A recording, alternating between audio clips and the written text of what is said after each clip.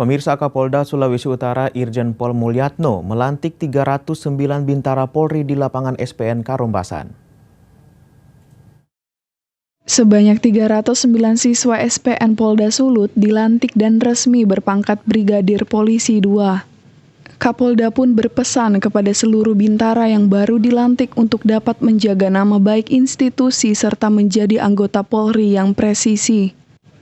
Kapolda juga memberikan motivasi kepada generasi muda untuk bergabung menjadi anggota Polri asal memiliki persiapan seperti fisik dan pengetahuan serta mental yang baik.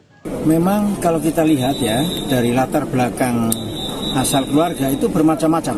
Ada yang petani, bahkan tadi yang terbaik dari keluarga petani, ada yang pengusaha, ada yang juga Polri. Tapi mereka memiliki kesamaan. Apa kesamaannya?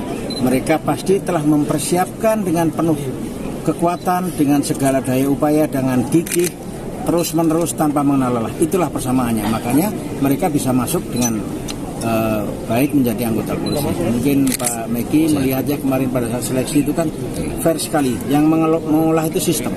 Jadi siapapun bisa menjadi polisi, termasuk keluarga maupun anak-anak dari rekan-rekan wartawan semua. Yang penting mempersiapkan dengan sebaik-baiknya ya, tentunya fisiknya, intelijensinya, psikologinya, terus mental kepribadiannya dan lain-lainnya.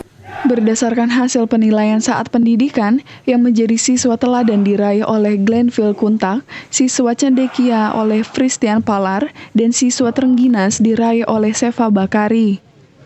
Paul Bawale melaporkan untuk Kawanwa TV.